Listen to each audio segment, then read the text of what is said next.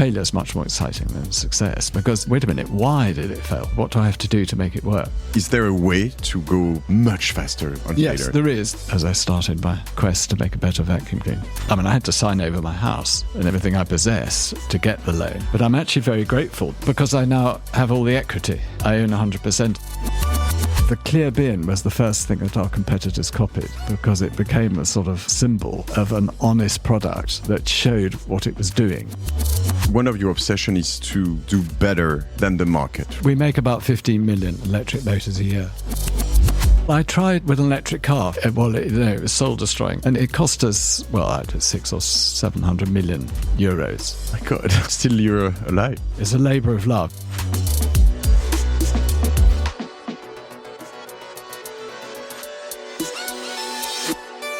We are the average of the people we hang out with. I am Matthieu Stefani, serial entrepreneur. With Génération Do-It-Yourself, I offer you talks with entrepreneurs, sportsmen or artists who will literally make our average explode.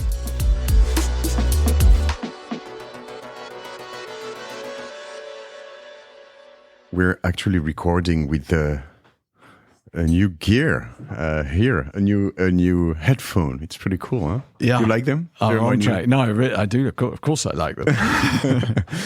I do like them. Yeah, we're trying those Dyson headphones for this recording with you, Sir James Dyson. How are you? Sorry, I think it's the first time I record with a knight. That's right. You're a knight. Yes, that's right. Yes, yeah? Yes. They touch the sword on both of your shoulders. All right. And it's not a little sword. It's a big medieval sword. It's quite frightening, actually. When was that? 10 years ago. Okay. Yeah. But how does it feel to be a knight? About the same as if you're not a knight. And what happens when you're a knight? I mean, do you have some specific rights or duties, or it's just a honorific? No rights at all. But I think you can be buried in, or have a memorial service in St. Paul's Cathedral. I think that's the only benefit that you get. You pay the same taxes as everyone. And more taxes, of course. And you don't have specific. In France, I think people who have like a Légion d'honneur, they have a specific schools for the children or something like this. There are no such things. No, nothing like that. No. Okay. No. Don't say too much in France that you're a knight, actually you're not a monarch, so it's okay because we do specific things to monarchs here in France. You've seen that probably. Yes, I have. Yes, well, not personally, but yes, I know about it. I'm so happy, James, to have you. Can I call you James? Yes, please. Or should I call you Sir? Okay. No, absolutely not. James, I'm so happy to have you on Génération Do-It-Yourself. It's been a while. I think I've written to some people, probably the wrong people, a while ago. I listened to your podcast with was it Tim Ferriss? Yes, did you record with Tim Ferriss? Some time ago. I remember exactly where I was when I listened to that podcast. I was in south of France for a wedding, and specific things you talked about. Actually, I remember really when you talked about the education and your university, and I loved that, and I thought it was so interesting. I have plenty of stories around Dyson. There is a lot of love for Dyson in this room. Actually, you use Dyson every day. I kind of. Yeah, with the hairdryer, I kind of, You vacuum your hair. Yeah, I vacuum every morning, obviously. Yeah, of course. And the hairdryer also. I did use it this morning.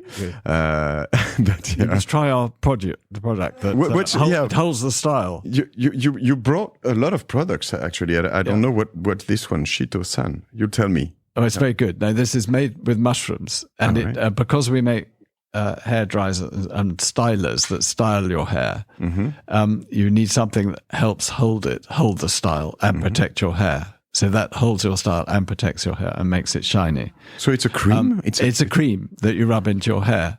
I'll demonstrate if you like.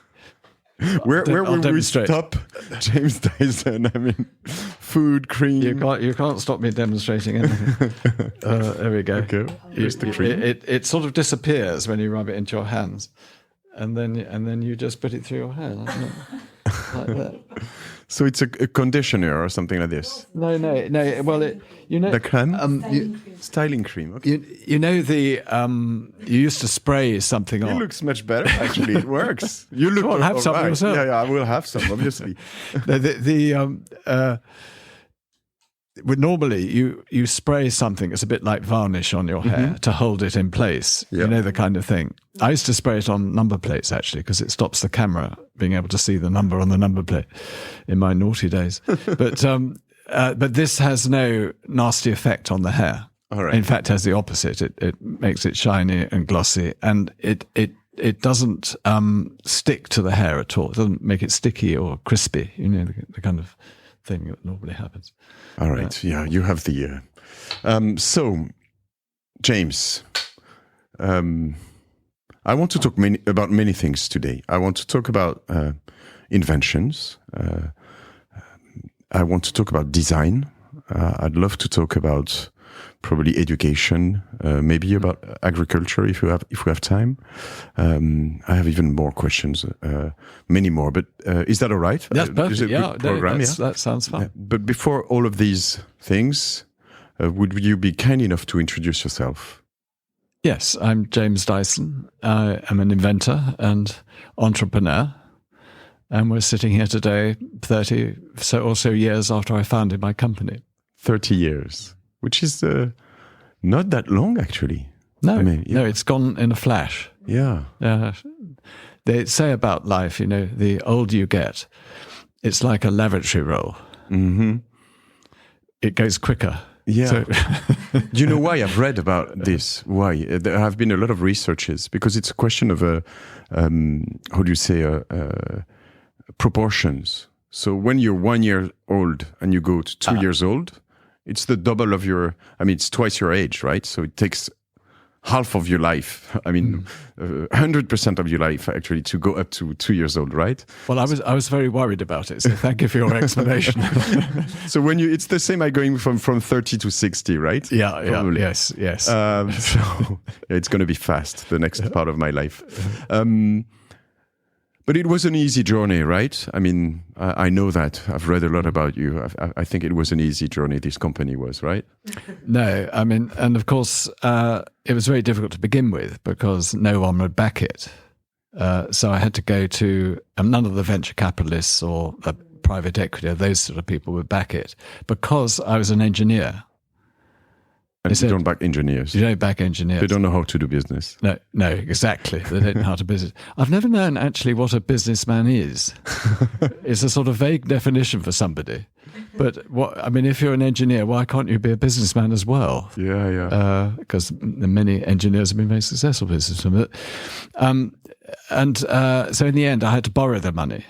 Personally, from a clearing bank, Lloyd's Bank. All right. Everybody's always very rude about banks, but in this case, I had to sign over my house and everything I possess to get the loan. But I'm actually very grateful no one would back it. Yeah, and I'm happy you tell their names, actually. It's good. Yeah, Lloyd's Bank. Yes, they deserve credit. Yeah, they deserve. Because I now have all the equity. I own 100% of it. Still? Well, yes, of course. Okay. Yeah. I'm not. Did you share? Keep off with the employees a bit, or no? Okay. That's not the policy. No. We do bonuses and rewards and so on, but not equity. Free hair dryers also, right? No, they have to pay for their hair dryers, but they do get a discount. Okay. I was looking for a term I've learned yesterday, which is wheelbarrow. There is a story about brouette. Everything started with a brouette, right? Yeah. No, it didn't. No. I did a high-speed landing craft before that, right? But for a public company. But it was a completely new project. So my story really starts at the Royal College of Art. Okay. I went to school like everybody else, and I did classics at school, Latin, Greek, and ancient history. And then I decided to go to art school. And ended up at the Royal College of Art, although actually it's design, not art. Most of it's design, not art. And David Hockney had just been there, and a few other people, and it was in the swinging 60s in London. All right. Liberation, sexual liberation, every sort of liberation. Best moment rebellion. To be in art school, It was a very good moment. It was it just happened to be a very good, and we could dream big. So it changed my life. And I was doing architecture, actually. And I went to an industrialist to try and raise money for a building I'd designed. And he said, I'm not going to get any money, but I'll give you a job. All right. And the job he gave me was as a long-haired art student with flared trousers and it's a real 60s look, designing a high-speed landing craft, which was going to be sold to the military and landing craft. So it's very shallow draft and it lands on the beach. Okay. We sold a lot in France. But it's an airplane craft. No. No. It goes across the water. But traditionally, I mean, D-Day, they were deep V hulls and they couldn't get anywhere near the beach and the poor soldiers are jumping out into deep water. Well, ours would land right on the beach. So you don't have to get your feet wet and you just run out. And it used to go at about 60 kilometers an hour. So it's very fast. So I designed that and then manufactured it and sold it all around the world. So you went from the crayon up to the design and the manufacture, right? Yes, and I ran the company. All right. But I was only 24. All right. But this remarkable band gave me that responsibility. And so that was my first product. And I called it a capital goods. You know, you're selling it to armies and construction companies and oil companies, one or two smugglers. But, you know, it's a particular type of business. How long did it take from A to Z? I mean, about 7 years. All right. And then I left to run my own business, which is what I wanted to do. I don't know why. I mean, I had to have the boldness to do that, but that's what I did. And in fact, the chairman of the company that I worked for offered to back it. All right. Rather stupidly, I turned it down and went off on my own, making the brouette, exactly, the wheelbarrow with a big ball on the front instead of a wheel, which had the advantage it didn't sink into soft ground. All right. We also made a boat launching trolley because the balls didn't sink into mud or sand. And they floated, so it made it very easy to put your boat onto it. All right. So those are the early ventures. And did it work, the wheelbarrow? I mean, did you sell it? The wheelbarrow worked really well, but I didn't make any money on it. Why not? Because people don't like a tool that doesn't have a motor. Yeah. So they'll buy a lawnmower with a motor. They won't buy a spade, a spade that you have to dig with. Yeah. But they'll buy anything with a motor, hedge trimmer, whatever it is, but not something that's hard work. And we couldn't sell it for enough money either. All right. Yeah. And in those days, there weren't the big retailers, huge, big warehouse type of retailers. Yes, exactly. They were individual garden centers. So you had to go around selling to each individual. So you'd sell one barrow to a garden center. So it was completely uneconomic. Anyway, I learned a lot from it. That was the important thing. And it was my first product selling to consumers, because previously I'd been selling to armies and construction companies. But I felt B2C, my heart. Right, okay. Yes, a horrible expression, but you know what I mean. But my heart was in doing a consumer product. So the wheelbarrow was, and I thought of it because I was doing up a house, and the steel wheelbarrow sank into soft ground and cement stuck to it. And it got stuck in soft ground. So I wanted to solve all those problems.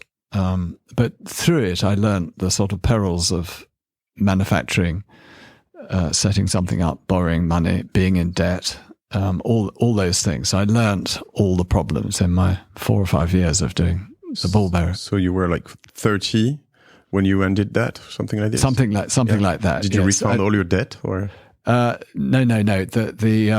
I bailed out and left them to it. Okay. But I had the idea for the vacuum cleaner, and I showed it to the other directors, and they said, "Oh, if there was a better vacuum cleaner, Hoover, Electrolux, or Miele would have done it." So that was the first of many times I heard that as I started my quest to make a better vacuum cleaner. All right. Was it a failure? I mean, this first brouette? Oh yeah, a commercial failure. Yeah, but for you, but not for me, not a product failure, because people who bought the product loved it. But it was a commercial failure. And how did you? Not my last commercial failure, but certainly a commercial failure. Yeah, we've seen you had a few. It's interesting. Yeah. But how did you live through that? I mean, what was your situation? Were you father or? Oh yeah, I was married with 2 children at that time. Then I had a third towards the end of it. All right. But I was glad I got away from it to start again from scratch with the vacuum cleaner. Because I thought one of the things about the barrow is that it's a seasonal product. So you only sell it in the summer, essentially. Yeah, okay. Yep, that's terrible. If you have a late summer, nobody buys anything for the garden. Or if you have no summer, like no summer, but like this one, you wouldn't sell any at all. Yeah. So I hated being a seasonal product. So I was trying to think of a product that was totally non-seasonal, that every house had to buy, because only people with gardens buy wheelbarrows. Like headphones. Or headphones, exactly. Which everybody needs, and which is recession-proof. Recession-proof. Yes. So when there's a recession, you've still got to clean your home. Yeah. And I was really annoyed with my vacuum cleaner. And I discovered an interesting thing about a vacuum cleaner with a bag, which was I was vacuuming one. I'd bought the most powerful vacuum cleaner in the world. What was the brand? It was a Hoover, right. and it was a big round thing, like a sort of spaceship. It had a huge motor in it. Like kind of industrial stuff, right? It had quite a big bag that was like a sort of sausage going around the inside of it. Anyway, I was vacuuming one Saturday and it was making a filthy noise, screaming noise, and not picking up dust. And I thought, oh, this is because the bag is full. So I opened the end of the bag and tipped the dirt out and then sealed it back up again and put it back in the machine. And I didn't have any suction. And so it was exactly the same as when the bag was full. And I thought, that's odd. What's going on here? And then I suddenly realized that a bag is not a depository for the dust. It's a filter. So it's the first time I'd realized it was a filter. And the bag full indicator is not a bag full indicator. It's a bag clogged indicator. All right. You're restricting the flow. The pressure goes up, and so the indicator comes on. So I was getting a bit annoyed at this point. So what I realized was that as a filter, the very first dust that goes into it blocks the little holes, tiny little holes, microscopic holes in the bag that's supposed to let the air through. So yes, exactly. So you blocked it and you've lost the suction from the first dust that goes in it, not because it's full. So I felt slightly angry at this point, this sort of con. But it was a good economic model for all of those guys, right? Because obviously you would buy a vacuum cleaner and then you would buy bags forever, right? I think it was close to 1 billion bags in Europe alone that time, a year. And as you didn't have Amazon or stuff like this, you would only buy bags from Hoover. You wouldn't buy bags from like third party. Oh yeah, yes. No, you could go to. I mean, the internet and direct selling didn't exist then, so you had to go to a vacuum cleaner store, or an electrical store, and try and find the right bag. This is one problem. But from the brand all the time, it was not from other brands that would sell. Yeah, no, that's right. Yes, they were branded exactly. Yeah, exactly. So they're difficult to find. They're expensive, and then they're made of plastic. By the way, they're not made of paper, so they're not biodegradable. All right. So anyway, that's by the by. So I felt annoyed. So I went off and bought a new bag and put it in the vacuum cleaner, and I got good suction at the beginning, and then the suction quite quickly diminished. 5 minutes, So that I had the problem lodged in my brain. And we're like in early 80s? Yes, exactly, 1979, 1980. And I happened to go and buy some wood from a sawmill, from a timber yard. And they had machines making a lot of dust, and they had ducting leading from the machine. I followed the ducting up to a thing called a cyclone, which is about 10 meters tall on the roof of the timber yard. And I suddenly realized what they were doing. They were collecting the dust, spinning it out by centrifugal force, not a bag-type filter, not a filter as we know it. It's a filter with no restriction. All right. So it could run all day long, or 24 hours a day, 7 days a week, without clogging or blocking or diminishing its performance. So I just clicked. I said, that's what you want in a vacuum cleaner. It's interesting because all of these ideas, inventions, is always association, like connecting the dots, right? So you get one problem, then you see one thing, and then it clicks, as you just said, right? Exactly. Does it click often still? Yes. Not as often as I'd like it to. You'll tell me probably more. less often as I get older. But I have lots of wonderful people who work for me who are doing the clicking. Okay. But so I rushed home and I made a cardboard version of what I'd seen. Cardboard, okay. And connected it to my vacuum cleaner. And it appeared to work. And I pushed it around the house and it collected the dog hairs. I had a retriever dog. So lots of dust, lots of muck. And it appeared to work. So I decided to develop that for use in vacuum cleaners. And of course, it wasn't as easy as I expected it to be. At the time, so you were not working anymore. Yes, I was out of ball bearers on my own. Although I had the idea while I was still doing the wheelbarrow. All right. But now I'm on my own and I decided this is a good thing to do. All right. So that's your new obsession and you're just going to do that. And I'm very lucky because I have a coach house. Like it's the Steve Jobs garage. Oh, right. So mine's a coach house, which isn't as warm as a garage because it's designed for horses, not for cars. And so I'm out there every day building cyclones. And the one golden rule of development is that you make one change at a time. All right. If you make one change at a time, you know what effect it's had. Yeah, okay. Whereas if you make two changes, you don't know, you haven't learnt anything. But it takes longer. So it's not, you don't come up with a brilliant brainwave. It's not brainwave territory. It's pedantic, empirical testing. Prototype after prototype after prototype. So I've read somewhere it's 5,127, was that? Exact number, yes. Yeah. Of course, it wasn't that exact number, but it was about that number. Okay. But I wanted to use a number, a pretty correct number, but not, obviously it wasn't the exact number. I wasn't counting them like that. But to make the point about research and development, that you don't have brainwaves. It's a pretty pedantic, pedestrian thing. But it's fascinating because every single prototype you do that fails, I mean, failure is much more exciting than success because why did it fail? Wait a minute, why did it fail? Why doesn't it work? What do I have to do to make it work? And you get caught up in it and it becomes, okay, you look slightly silly, a sort of inventor getting obsessed with some stupid cyclone for a vacuum cleaner. It sounds stupid, but as an engineer, it's a wonderful pilgrim's progress. It's a wonderful process of failure and overcoming failure and improving something. That's probably where sometimes good businessmen can come along because some engineers are blocked on very silly problems and they can stick on that for years. And you obviously did understand that it was not a silly problem. It was not seasonal. It was concerning everyone. So you knew it was a good problem. So I believe it's even more exciting. But Sophie here told us that, maybe you're going to hate me for saying this. Are you ready? That your book was about to be called A Life of Failures. You wanted to call it that way.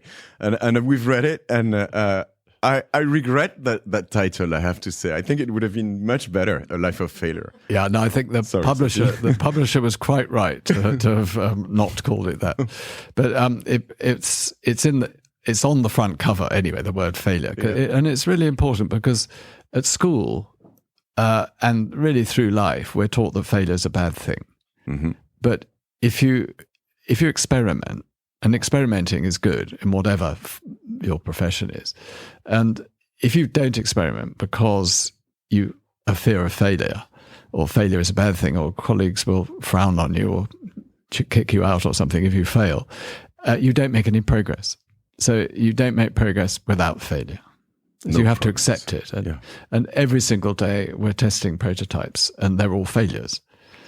So it is a life of failure, except for the 5,127th. But that's just the start of it, because you've made the technology work, but now you've got to put it into production, you've got to launch it, and you hope that people will buy it. So that it's the first step along the road.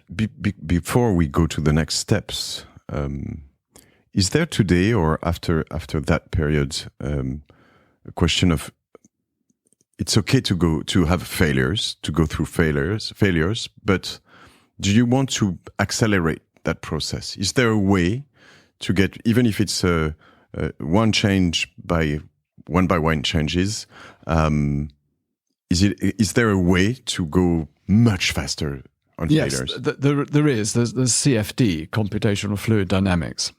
Like a Dassault system or stuff like this. They do, Dassault system? You've heard about? Yes, so it's exactly that. In fact, I think we use their software. Right. Yes. No, that's made a big difference. But you still have to back it up. Just because it works on a computer doesn't mean it's going to work in real life. So you have to check it. And you end up doing maybe not 5,127 prototypes, although you can do that. But it's still the same process, perhaps speeded up a bit. And having a few people helps speed it up a bit as well. I mean, I was doing it more or less on my own. What about AI? Does it work on testing, on accelerating all of these things? Do you know? Not yet. Not yet. I hope it never does, actually. I mean, unfortunately, it works for design, visual design, and market research and things like that. But and of course, in improving the software that occurs in some of these products I've got in front of me that we've done, there's a lot of AI in that. And indeed in our electric motors, even a little electric motor like that. All right. There is AI within or within the design process? No, within it. It, yeah. I mean, this knows, and our vacuum cleaner motors know whether it's on the table in altitude terms or on the floor. All and right. It adjusts its performance according to altitude. All right. So there's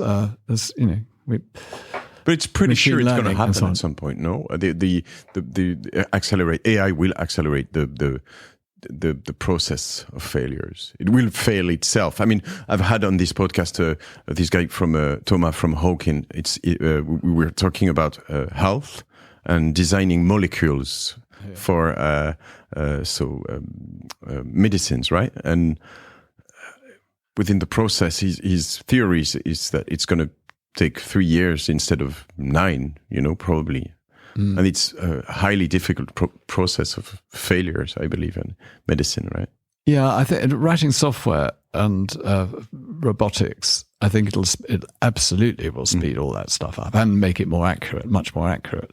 Once it learns, AI is a bit like a child. Yeah. When you start off, it's a baby, and as it learns and as you teach it things, it then goes to school, then it goes to university, and then it's off. But that's a life of failures. Children go through a life of failures, right? Yes. I mean, if you want a robot to pick up this glass, now you have to write all sorts of endless software to do it. But with AI, it can do it and learn, fail. It can fail 1 million times and then get it right, and then it never forgets. And at some point, it's going to fail virtually, probably. I hope not. No, I hope that fail virtually. Yeah. Okay. But the annoying thing about AI is that it can pretend to be creative. That's what I find really annoying about it. And it can pretend to be intelligent also, which is not. Probably. I don't know how intelligent it is, but it can. For example, it can design a motorbike in the style of Dyson's vacuum cleaners. Yeah. It doesn't look like a vacuum cleaner, but it picks the things that we use, little tricks we use, and apply it to a motorbike. And I find that worrying, but at the same time, the opportunity is to be unexpected. So if what you do is unexpected, AI could never have predicted it or carried it out. So it's an opportunity for creative people to sharpen themselves up and actually be unexpected. Like that cream we've put onto our airs, right? Yeah. So 5,127 prototypes later, you have this product ready. How do you know it's ready? No, the product wasn't ready. I had the technology ready. All right. Well, actually, the sort of core technology of a vacuum cleaner. But I then had to design a vacuum cleaner around it. But how do you know it's ready? I mean, because you thought I cannot improve it anymore, or because you thought it's just good enough now? good enough.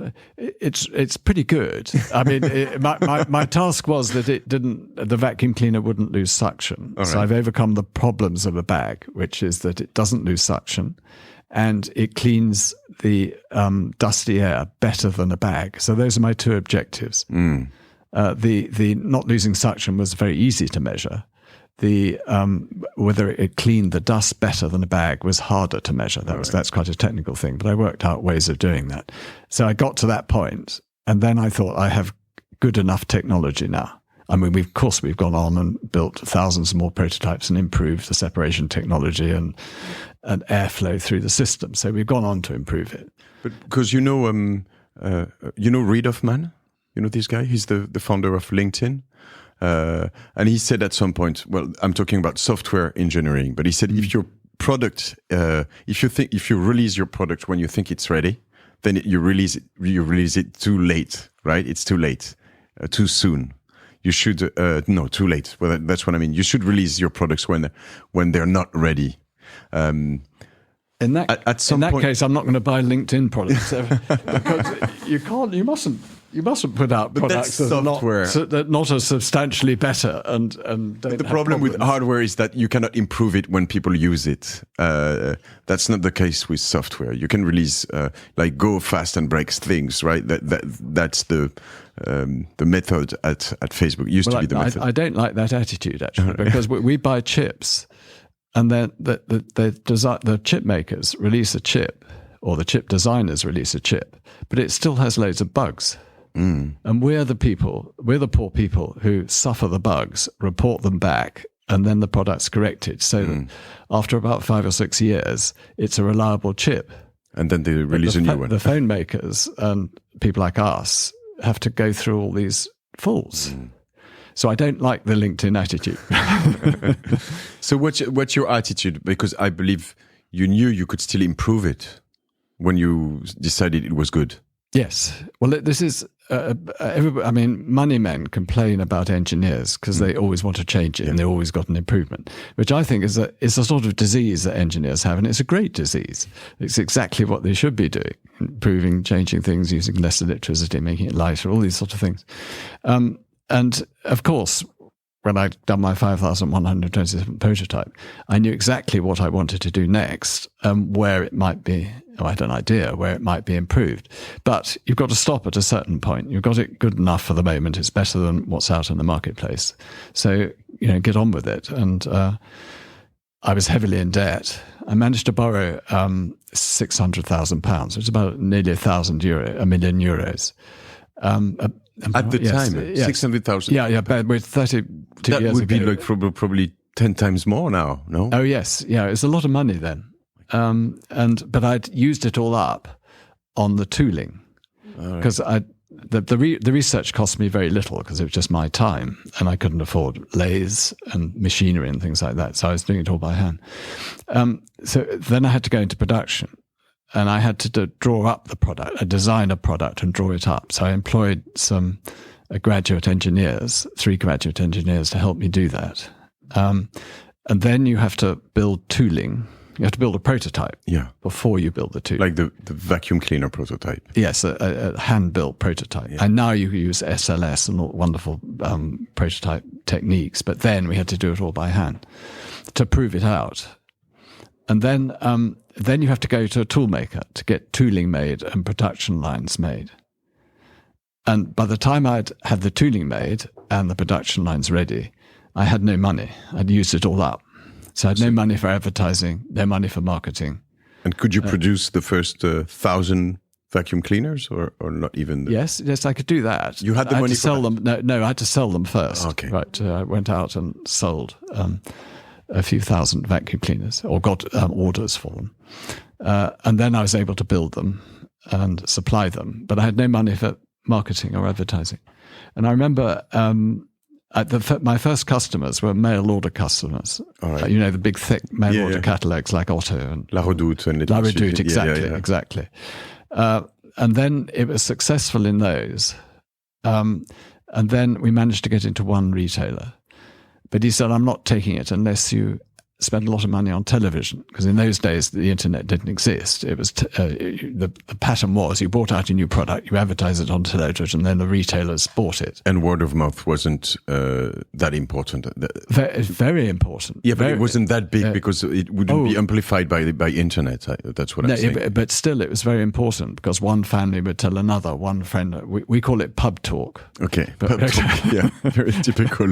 Bouche à oreille. Bouche à oreille. Yeah. So it's really important. But they wouldn't take it unless you were spending a lot of money. The retailers wouldn't stock it unless you were spending a lot on television. All right. So I said, well, for every 1,000 vacuum cleaners you order off me, I'll spend £20,000 on television. They were already Dyson. That was the brand. That was the brand. Okay. Yeah. They were. And he thought that was orange and grey. No, they were yellow. Yellow and grey. Like strange enough, my headphones. I'm pretty jealous about that headphone. And no one liked the yellow, but it was a good sort of industrial colour. And it's remarkable. I mean, you see it. You know it's Dyson colour now. I mean, that's typical, right? I think. Oh, good. I'm glad you recognise the colours. But the most controversial thing was the clear bin. The fact that you could see the dirt. And the retailers said you'll never sell a product where you could see the dirt. Weird. And when it went into stock in shops, our competitors used to go in and laugh at it. And there was one shop that was very early days that stocked it, and I went in, and the bin was black with dirt. The demonstration model on show, absolutely full of this black dirt, which I think dirt you get off the street is from tires, rubber tires, things, and streets and so on. I said, why is it so dirty? And they said, we clean the shop with it. And I said, what product do you have at home? And she said, I have a Panasonic. And I said, well, why aren't you using the Panasonic to clean the shop? They said, well, the Dyson does it much better. So the extraordinary thing was that there was a range of shiny vacuum cleaners until you got to the Dyson, and it's black. The bin is black with dirt. For a good reason. And people are buying it because they say it's the one we use to clean the shop. So very perverse. But anyway, the clear bin was the first thing that our competitors copied, because it became a sort of symbol of an honest product that showed what it was doing. But could you have a clear bin with a bag? I mean, they would... Yes, which is what they did. They used the sort of air filter you get in a car. Okay, they put that inside the bin. So the air filter replaced the bag. All right. But it was interesting because every retailer said you won't sell that. And we did some market research, a little bit of amateurish market research, and the market research said no one will buy that. And it's a bit like the Mini. You know the Mini? Yeah, sure, the car. The Mini didn't sell at all to begin with. And they did market research. They had 2 production lines ready. And they did some market research, and they got rid of one production line because no one wanted to buy it with those little wheels. But after 9 months, sales rocketed off, and the English car company never caught up with the sales. And how do you explain that for Dyson? It's a lesson about market research. I always say that the proof that market research doesn't work is that politicians rely entirely on market research. So it's what people say is really interesting. So I'm not rubbishing what people say. I'm saying that they can't predict the future, and you shouldn't ask them to predict the future. It's not their job. You can only ask them what they think and feel about things, and it's really interesting. But you have to go beyond that, to the next stage. And it's the beauty of, I believe, humanity is that people change the future, right? You change the future of vacuum cleaners at least. Yes. So they were not expecting or waiting for James Dyson to do that, right? No, they weren't expecting for a vacuum cleaner without a bag. In fact, I mean, in those days, you weren't allowed to have any point of sale material. Do you know what I mean? When you see a product, there's you like to say things about it. Flyer, why should buy this one? And they wouldn't allow us to do that. And I always remember that all it said was Dyson, £199, no bag, as though it was missing something. You know? And then our competitors termed this expression bagless vacuum cleaner to try and denigrate us. All right. And so, unfortunately, my technology, instead of being no loss of suction technology, has become known as a bagless vacuum cleaner, which is not the point at all. I mean, it is quite important that you don't have to buy bags for it. You don't have to, a consumable. But it missed the point that it's about no loss of suction. But business-wise, the retailers, didn't they push back because of the bag issue? Because, I mean, I'm a retailer. I sell Hoover vacuum cleaner. I'm happy. I hope you don't. But no, I don't. But I'm happy to sell bags because people come back to my shop every now and then. They buy bags, and then I sell them a coffee machine and probably a camera or something like this. So it's a pretty good thing, actually. I don't have that many products that make them come back a couple of times a year, right? They probably don't have any product anymore like this. Yeah, no, you're absolutely right. But strangely enough, they weren't obsessed with that. That wasn't their objection to it. Their objection to it was that, firstly, it was expensive, and secondly, it was something very different and strange, and people could see the dirt. But once they saw that didn't worry people, and people wanted a better vacuum cleaner, a vacuum cleaner that didn't lose suction, because that was our advertising. Any promotion we did, we talked about the fact that it didn't lose suction, which doesn't mean much in America. Because suction is a sort of dirty word in America. But everywhere else it did. It really meant something. So once they saw that people were okay with it, then they were fine about it.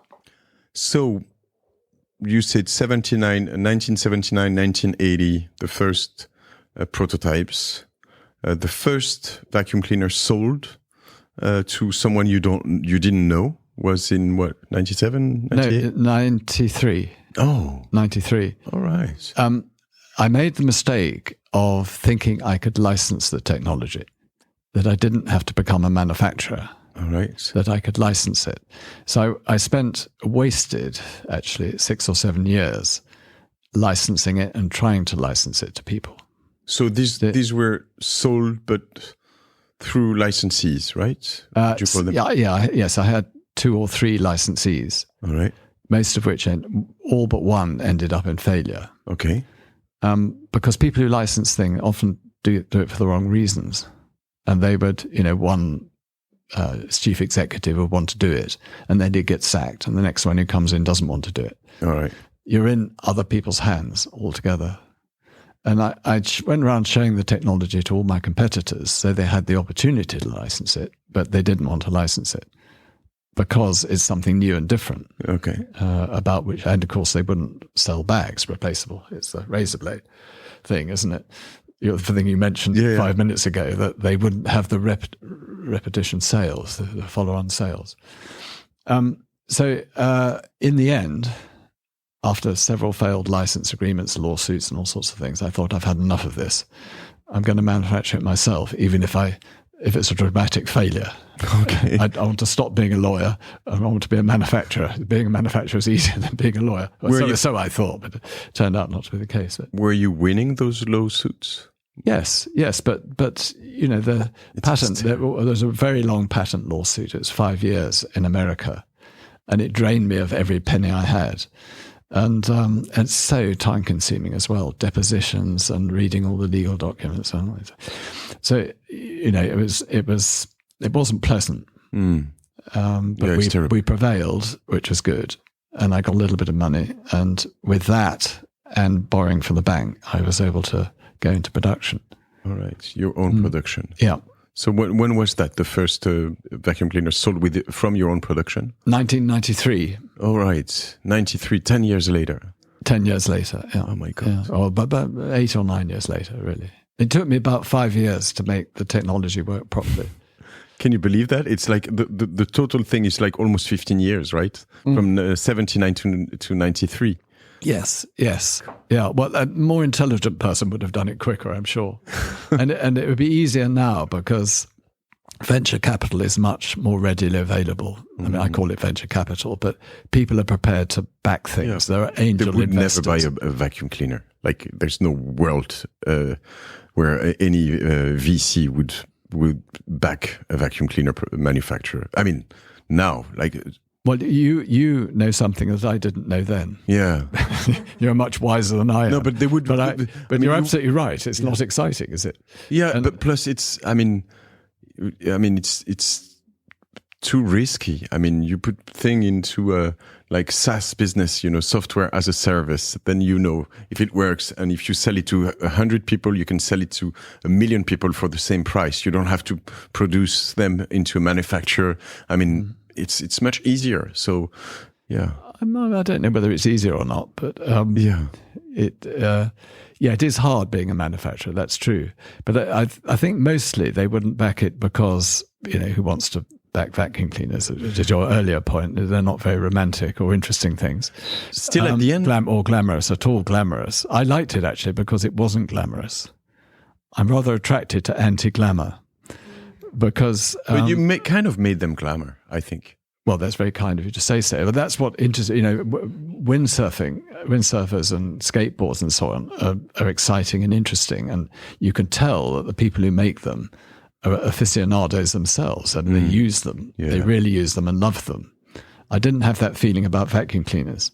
So that attracted me because I thought, why not? We use every day. Why can't they be interesting things and a pleasure to pick up and use?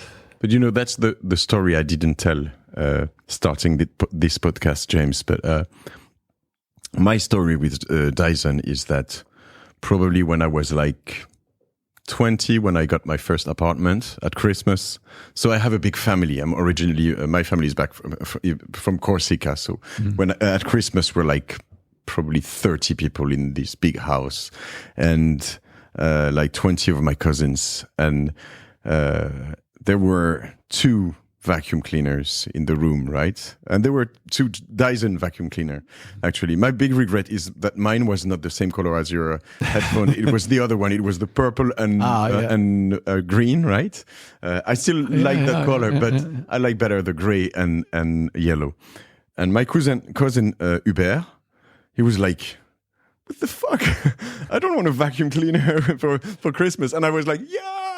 I got a Dyson vacuum cleaner, right? I was so happy. And I think, it's what you just said, because you can tell it's made with passion and it's different and it works. And, so I think you made it right. I believe.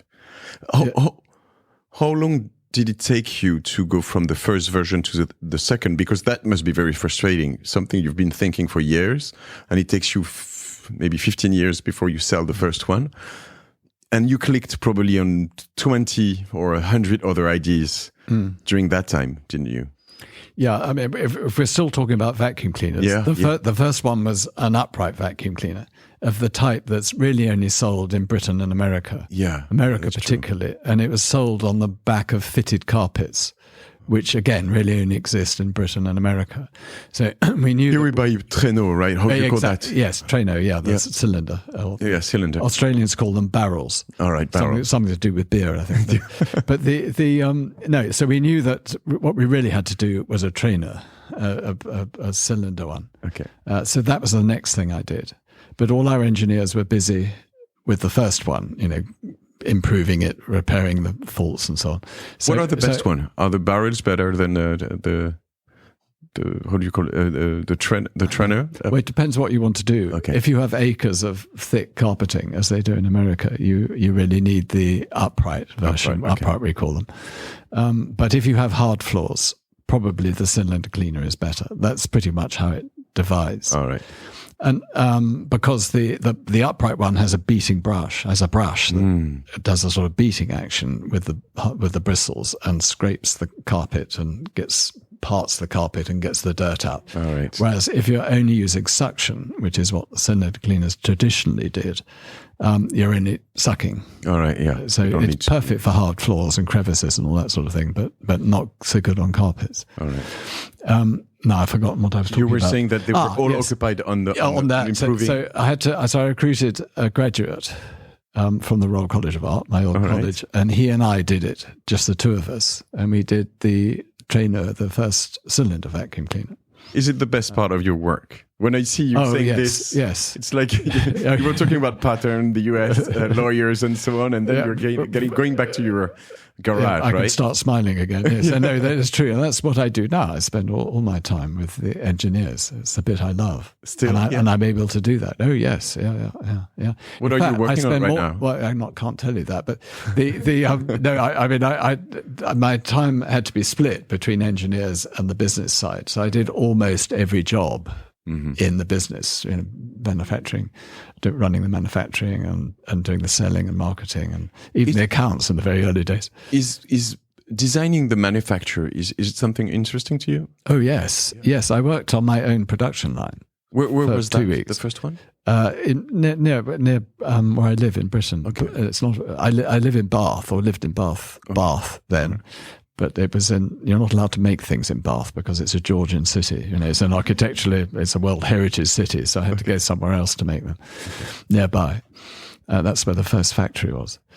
Working on the production line, it was really interesting. I'd made high-speed landing craft and wheelbarrows. So now I'm making vacuum cleaners, which is a bit more complex. Working on the production line was a wonderful experience. I got my hands cut and it was cold and standing all day was uncomfortable, but I know what it's like and I know how to improve a production line because I had to make it efficient. So I can now look at a production line and instantly tell whether it's a good one or not.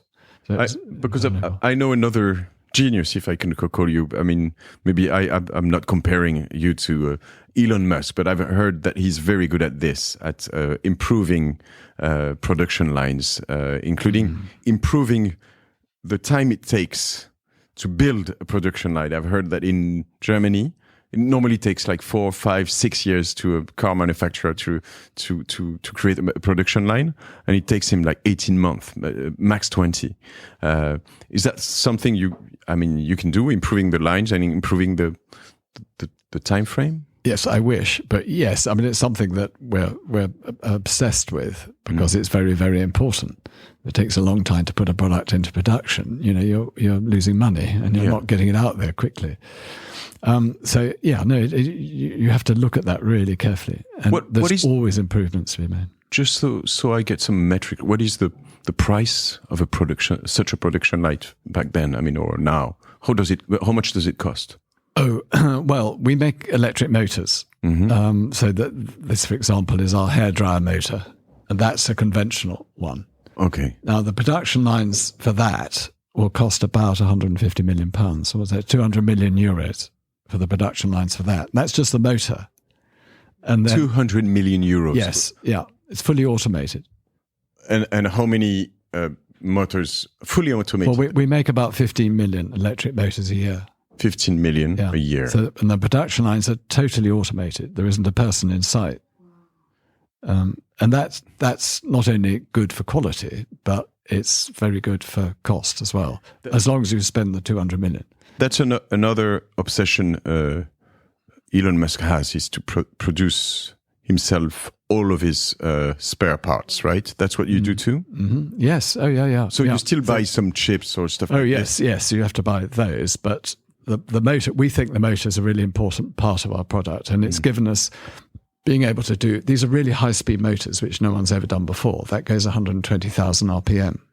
120,000 RPM. This is a state-of-the-art Japanese vacuum cleaner motor. Yeah. It goes at 30,000 RPM. So it's 4 times. This goes at 140,000 RPM. Oh, wow. And it's much more. It's tiny and light. This is clumpy and heavy and has a very limited life. This has an almost unlimited life because the switching is done with a chip. 10,000 times a second, whereas this is brushes, old-fashioned carbon brushes. But this technology is probably 50 years old, right? I probably 200 years old. But yeah. I mean, it's Faraday who invented electric motors. Edison, right? Yes, exactly. It's back to that. Whereas this is this, and what you've got in your hands is the future. And this lets out black carbon dust. Have you ever noticed on your food mixer how where the air comes out, it's all black? Yeah. Yeah, that's this black carbon dust. Okay. And we don't have that.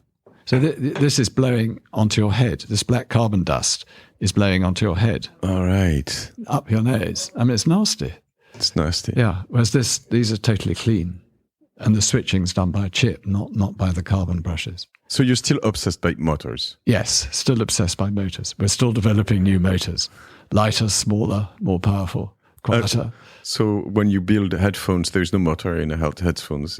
There was in our original headphones, because the ones that purify the air to go to your mouth. But these have no motors. But they do have 8 microphones in each headphone and picking up different noises for the anti-noise. Do you believe, I have an idea about that, do you believe that you can have an efficient microphone that is not in front of your mouth? I believe not. I believe it's not possible. I haven't ever looked at microphones in that context, but I'm sure it's possible. I mean, everybody's trying that. I mean, every year I'm buying new headphones. I mean, from different brands, and it costs that like have the microphone in the earbuds. Yeah. Earbuds, for example. Yeah. And it costs like €300. And when you're in the street and you call someone, it's like, I can't hear you. And I've spent $300 on this. I mean, you need noise cancelling microphones. Yeah. What I need is, I think it's a microphone in front of the mouse, and that works. Yeah. It's easier at some point. Yeah. Yeah. Put it inside your mouth. Yeah, probably.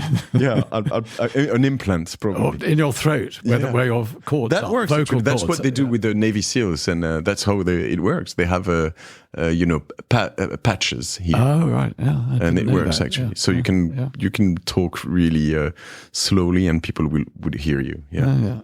Well, there you are. I'll talk slowly for you if you like. The vacuum cleaner I bought was probably the third one, the barrel, as you call it, as they call it in Australia. What was your second product after vacuum cleaners? I think the next thing we did was purifiers. Purifier? Yeah. Started off as a fan. All right, yeah. It's not in the room. We normally have one in this room, actually. I saw it. You saw it? I saw it just across the corridor. You know what? Another story. I mean, when I bought this office like 7-8 years ago, we were completely broke, so we didn't have the money for air conditioning. So and I bought and we were broke, and my partners were saying, "We're not buying Dyson stuff," and I said, "Yes, we are." And so we bought 5 of them. Oh, that's great, because they look good. We made a great office, and so we bought some purifiers for every room at that point. Yeah. The fan came about. The idea of having a fan without a fan came about because we were developing something I can't talk about because I'm still interested in it, to do with airflow, using airflow. Yeah. And we weren't succeeding. But we noticed 2 things when we were doing all our tests. One was that you could, with using airflow, you could scrape water off your hands. All right. Yeah. So that's Exactly. Yeah. So that was the genesis of the hand dryer.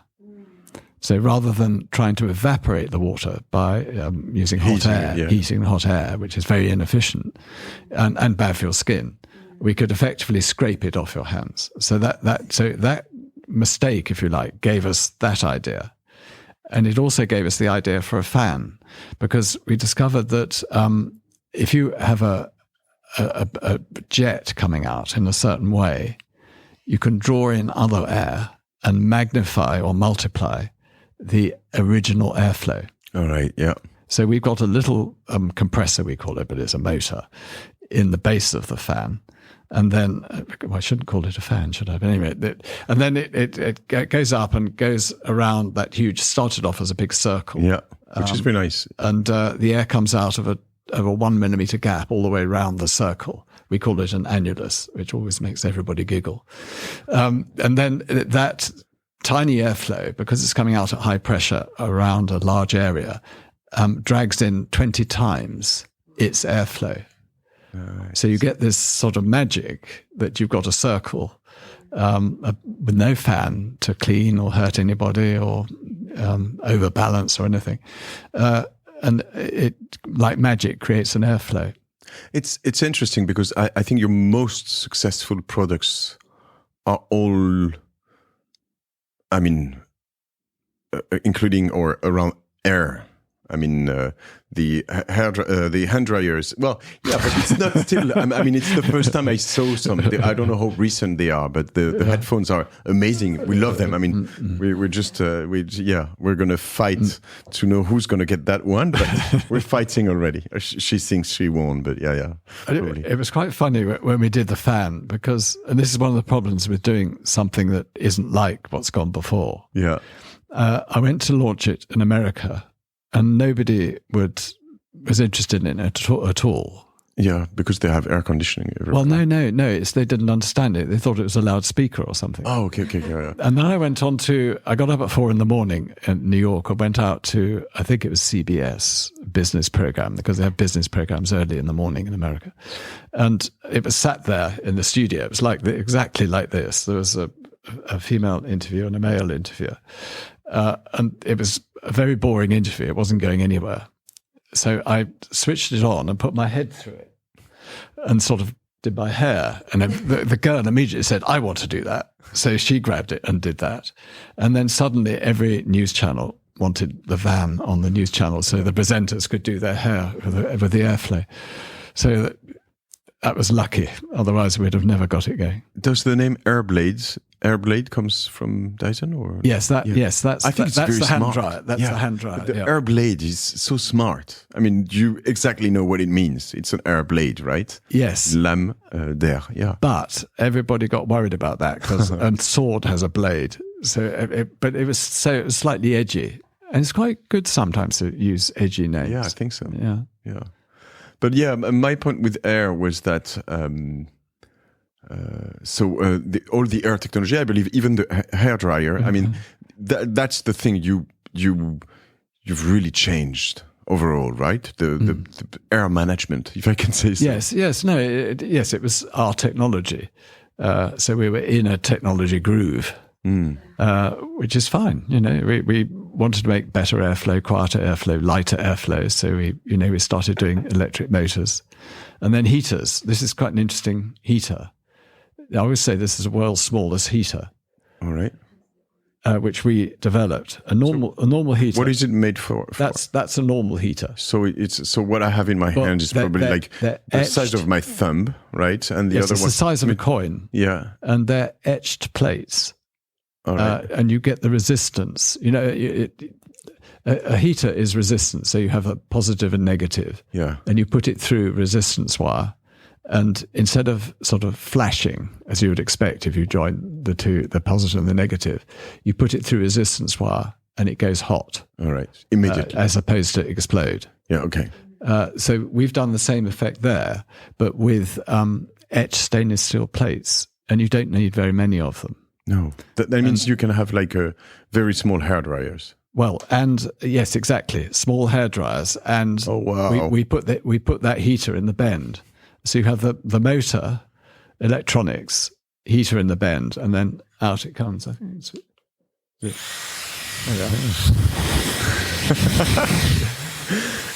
weird because the problem is that we're not used to that. So when you get that into your hand, I feel it. Yeah, it's. I mean, you're like, this is not a hairdryer. I mean, even if you're at a Darty or I don't know where you would buy that, you would be like Sephora. Yeah, Sephora. Darty. Yeah. You sell them at Sephora? Yeah.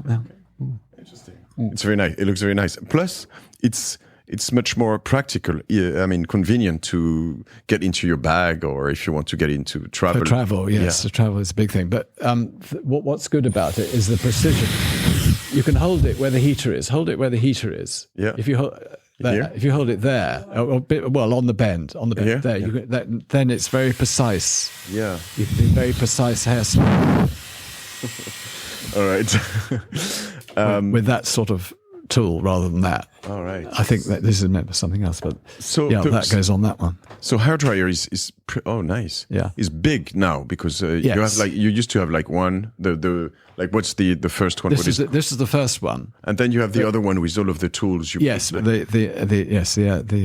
straight. Yes, so you can style your hair. Yeah. As well as dry it. And it took like a year for Clemence to buy it because she was dreaming about this, but she had to wait till Christmas.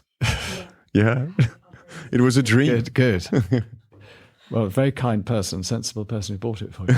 But this is Mummy. this is an update where you can see the controls there. But what this does, it can tell whether it's pointing at your hair or not, and also how far away it is. So I think, yeah. So when it's pointing, see, I'm pointing at nobody, so there's no heat. All right. If I point at my hair, All right. I can see the color change. Oh my God. Yeah, but it reduces its heat as it. Sorry about that. It reduces its heat as it gets close to my head. all right. Because that way you don't damage your scalp. So it's all about scalp care. So it's got a time. So the other thing, it switches off when you put it down, and then when you pick it up, it starts. So it has a blue light when it's down. You pick it up, starts up, but no heat. Now it's got heat, and it reduces the closer I put it. So It's interesting because, I mean, it's like I believe your competitors in the hair drying business, they were just like, who cares? I mean, we've been doing this for like 50 years with the same technology. I mean, and everybody's happy. And that was not enough for you, right? No, because we could see that this was not a good way to do a heater, and it's they break, so we want a better heater. This is not a good way to do a motor, hairdryer motor, and the fan is very crude. And this motor is not this heater is like the production chain is like 150 million too. Yes, we spent a lot on heater production. yes, So you have to do plenty of different hair dryers to. It's not the same technology as a hand dryer. No. It's a different motor, different heaters, and everything. So, well, we don't have heaters in the hand dryers, but different motor. But the blade technology we've used in the fans and in the hand dryers, it's the same type of thing. Okay. Yeah. Okay. Does the fan business works well? Oh yeah, yes. Purifier? Well, we then went into purifiers, and humidifiers and heaters. And in fact, when I launched the fan, the cooling fan in New York, it was very cold. It was in the middle of winter. I mean, it was crazy launching a fan in the middle of winter. And I rang up my chief engineer and said, Pete, we've got to do a heater. It's cold. We're doing a heater the same way. So we did a heater. How important is it to purify, I mean, a room? Because to be honest, we use the purifiers just as fans, and I kind of we talked also the other day, and I was like, yeah, and then I opened it and I said, oh, actually, there's a lot of dirt here. I should maybe clean it someday. But well, I think everybody's aware of particulate exhaust, particularly from diesel particulate, and dust. Everybody who has asthma is aware of dust. And of course, they're damaging. And the diesel particulate contains the NOx and SOx in the particulate. So it goes into your lungs and it's deeply damaging. And everybody's aware, all asthmatics are aware of pollen and all those sort of things. But what is actually just as dangerous, which people are unaware of, is gases, things like formaldehyde and acrylite that comes from cooking. And when you spray, those cleaners that you spray on your kitchen surface, those let off nasty things. And candles, particularly smelly candles, are lethal. Mm-hmm. Are they? Yeah.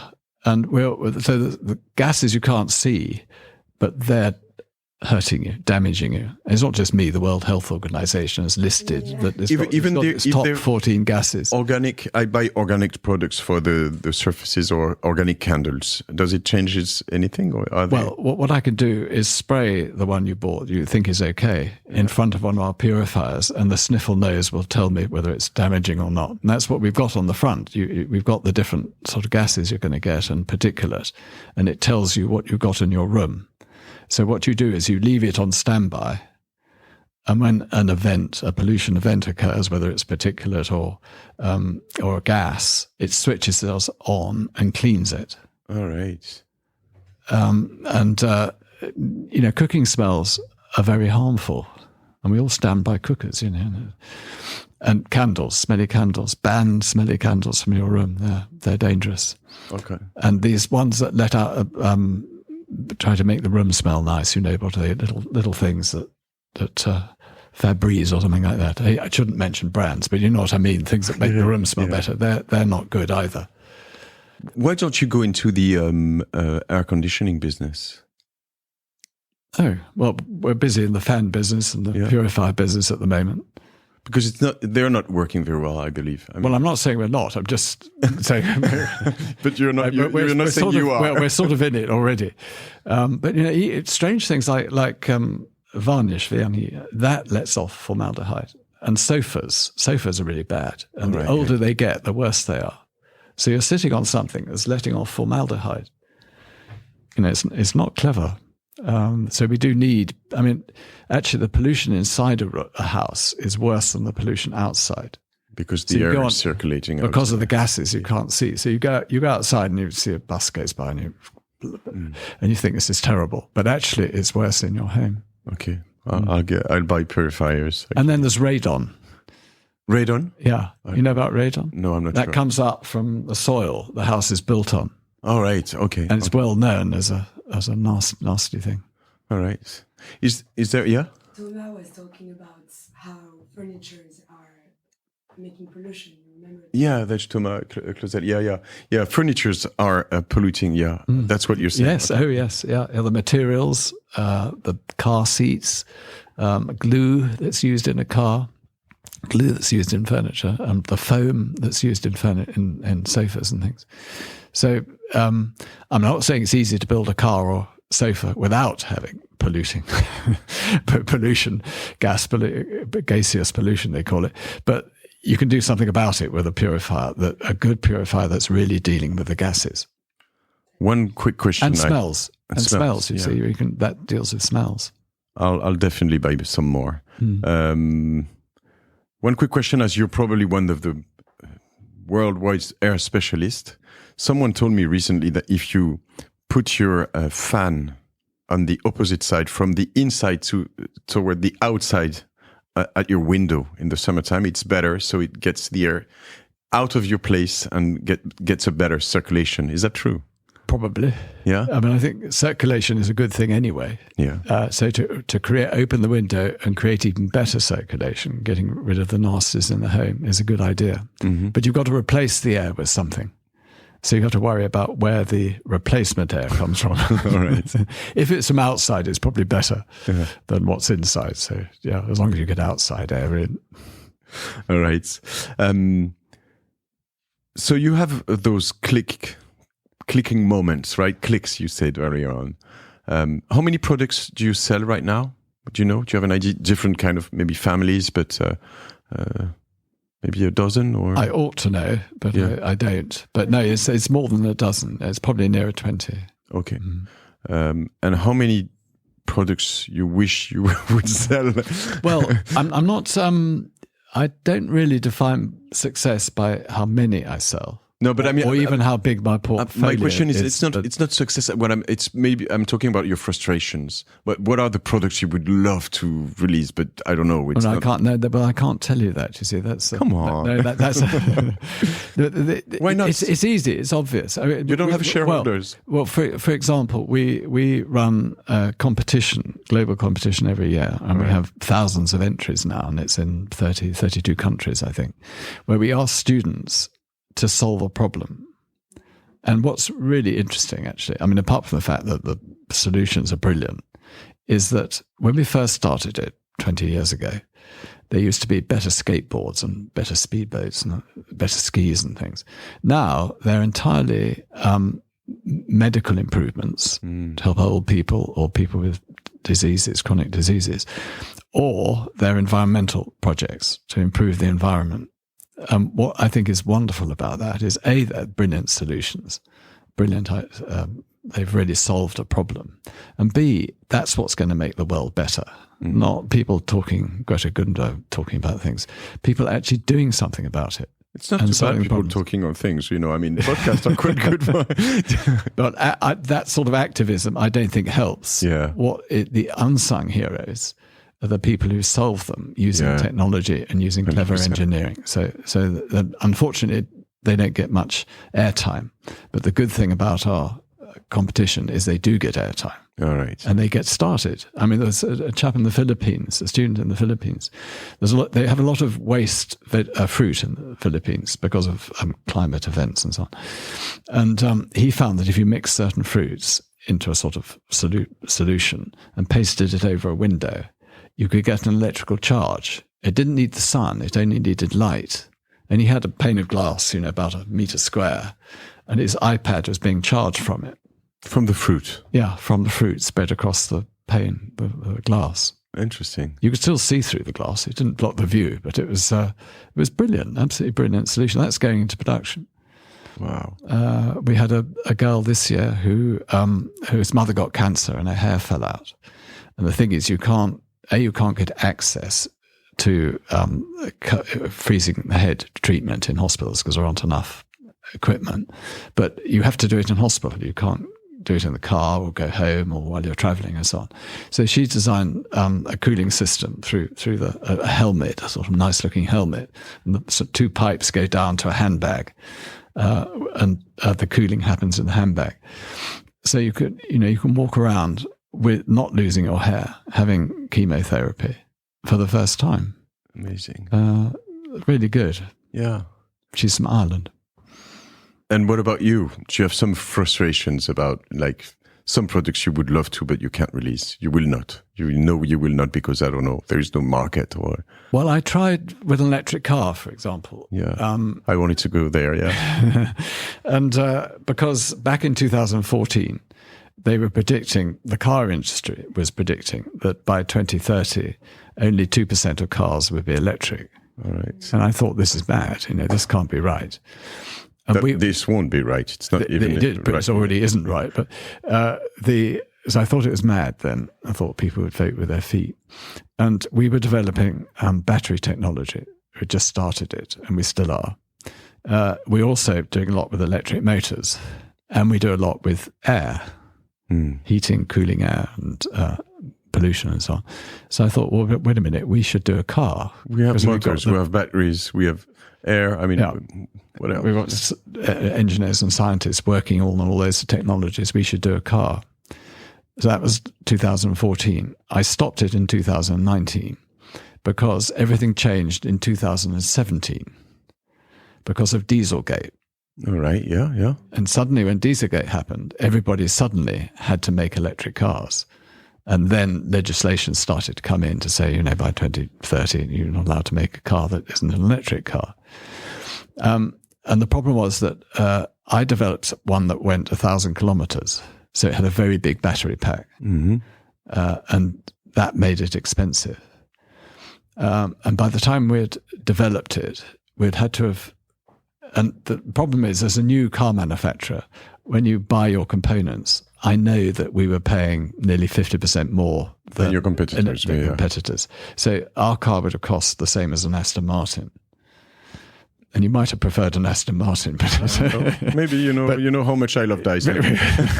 So I think we would have sold a few thousand a year, but not enough to make it profitable. You can't. I mean, Ferrari makes money out of about 10,000 cars a year, but they're Ferrari.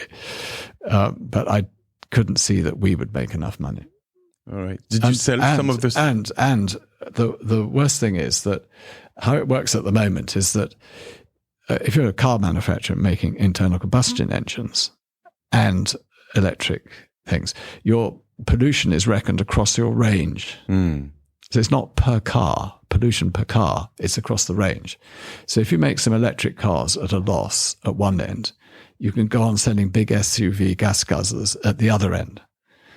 Whereas if you're not making electric cars, you have a problem because, you've got high pollution across your range. And they're buying these, paying Elon Musk for carbon credits, all that's going on. Yeah. But as an individual electric car manufacturer, we had to make a profit on everything we sold, and quite a big profit because of the huge investment in it. So I recognized it was going to be a dubious commercial success. Did you get the chance to get some money out of it? Did you get the chance to sell some of some of the work you've done? No. To a car manufacturer? Or? No.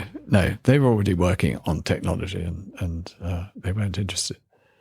Did you drive your own car? A Dyson car? Very slowly, yes. Just into the within a sealed, shielded area. Yes. Have you?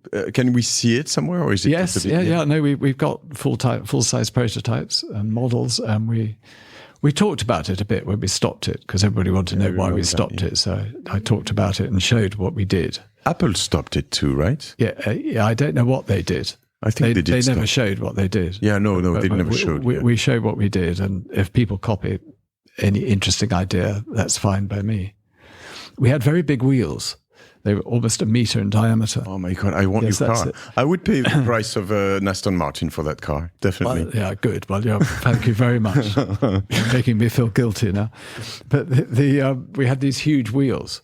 And funny enough, one of the Rolls-Royce design philosophies is the wheel should be half the height of the car. Yeah, okay, yeah. And if you look at sports cars, one of the reasons sports cars look so good is because the wheel is relatively big compared with the car. That's true, yeah. And once you've noticed that aesthetic, suddenly you look at cars and you think, what silly little wheels they've got. It's a wrong proportion, particularly transit vans, sort of big vans. They look sort of stupid, don't they? And the advantage of big wheels is we discovered huge advantages with big wheels. You could make them narrow. All right. And narrow wheels have less rolling resistance. Yeah. And large diameter wheels have less rolling resistance. But they have a better brakes, right? And braking is better because you've got a bigger pad on the floor. All right, yeah. And road holding is very good as well, even though the tyre is narrow. And also because the ratio between the hub and the outer tyre is big, or rather, it's a big ratio. You look as though you've got, people like buying tyres that are very small, like a racing car, relative to the hub. Yeah. You got that look, the sort of racy look, without the discomfort. Because if you buy those sort of tyres, the car is less comfortable for sitting. For sure, you've got less cushioning for the tyre. Yeah. So we discovered lots of interesting things. And we could do run-flat tyres, which normally, again, are less comfortable. But because there was a huge diameter, you didn't lose the comfort by putting a run-flat tyre on it. I mean, this must be, not only speaking financially, but this must be so harmful, so terrible to stop this project, right? Yeah. Well, it was soul-destroying, and more so for the people who had worked on it, the engineers and everybody who had worked on it. And it cost us, 600 or 700 million euros. Yeah. My God. All right. Mm-hmm. It's still you're alive, right? But mistakes, you see, failures, mistakes. We didn't learn anything from it. That's your. You didn't learn anything, nothing except caution on. There's no use for anything else. What you're doing right now. No, it's all very, very specific to cars. Just occasionally we say, "Oh yes, we learned that," but no. It's a pity you couldn't sell it to someone else. No, I know we tried, but there's a huge. We nearly did one or two deals, and we are still talking to one or two people, but one or two people for bits, but not the whole car. We nearly got two manufacturers interested in doing the car, but the not invented here element in a car company is very strong. There are people who have very strong views about what a car should be. You know what? A friend of mine, Thibaut Elzière in France, he's working on, and I think it's very smart.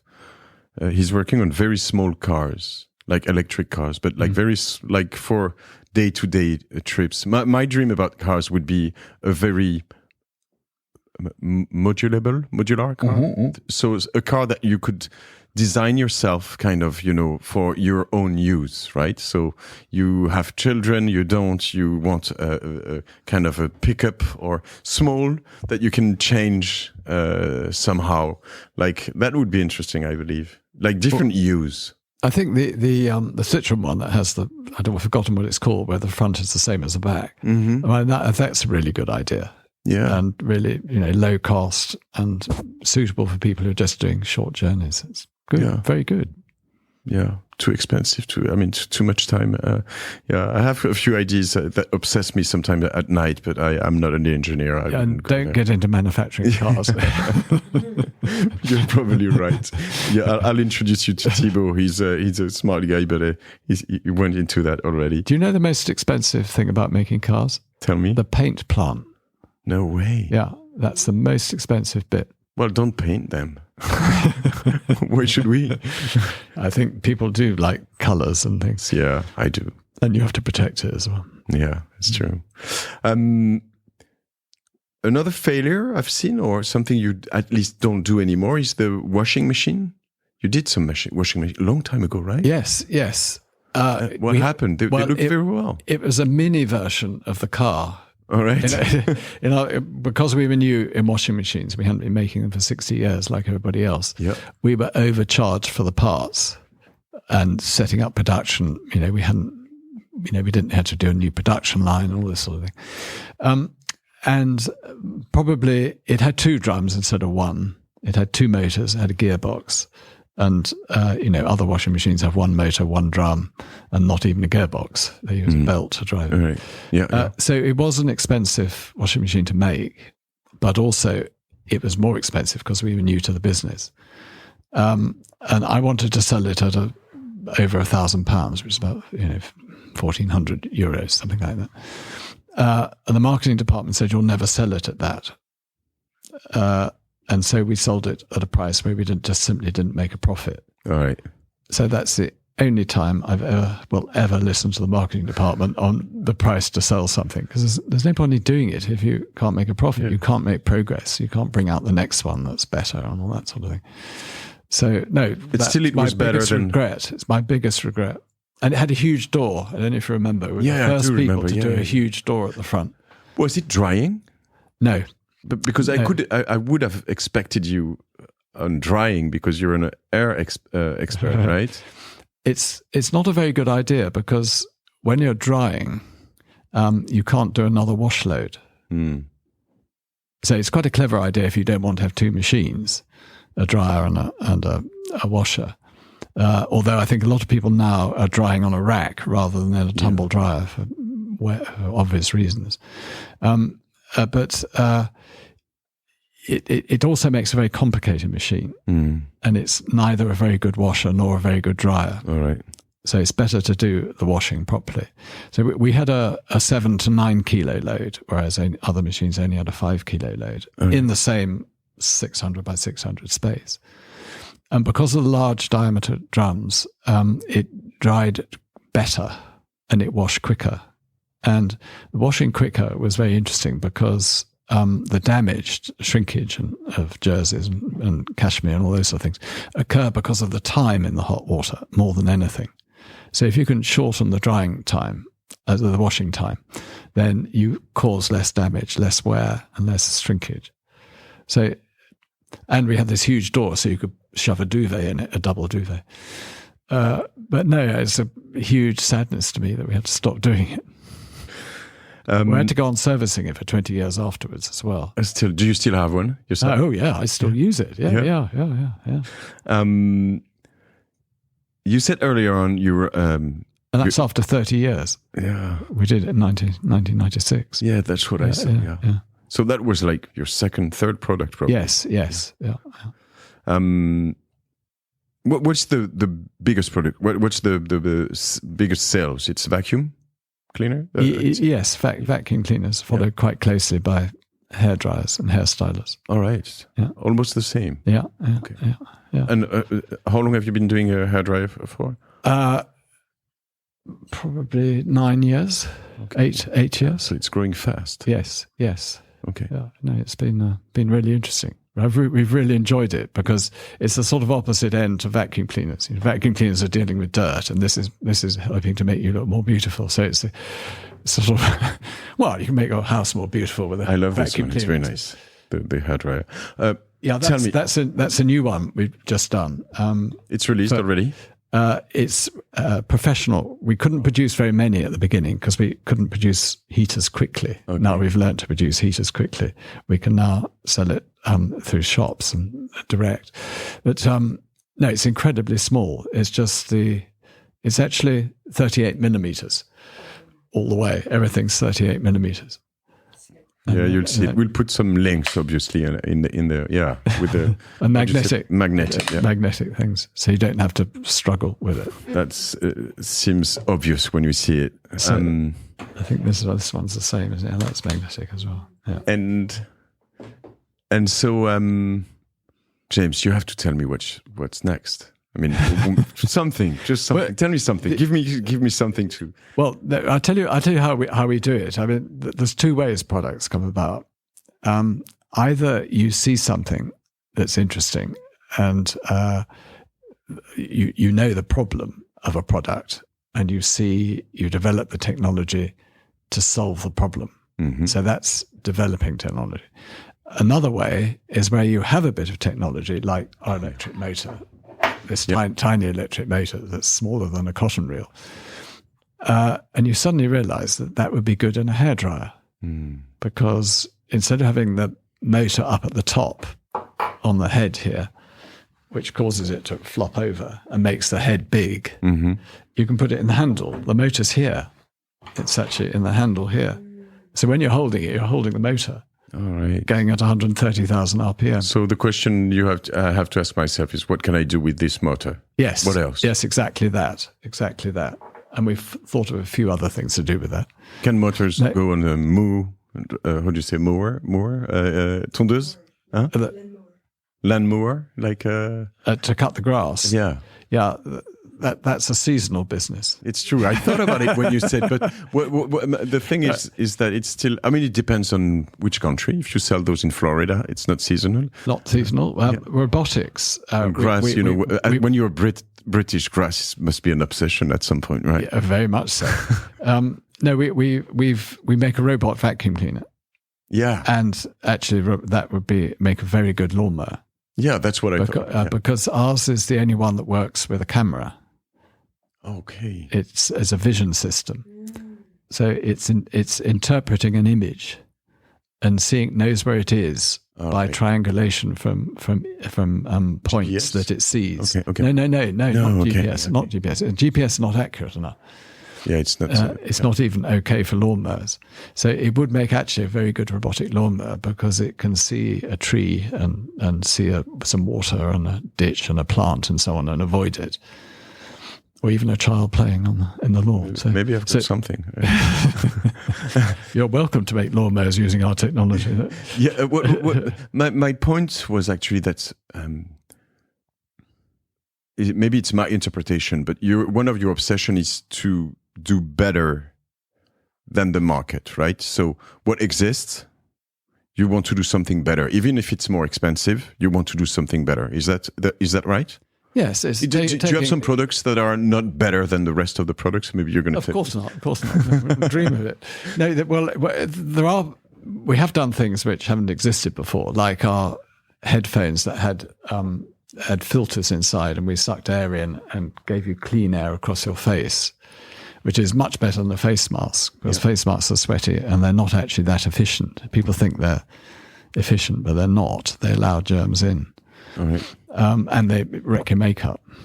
But with ours was a sort of mask that went across the front that supplied fresh air to your nose and mouth and allowed you to breathe in and out. So it actually keeps you cool. It does the sort of opposite to the sweaty thing. It keeps you cool.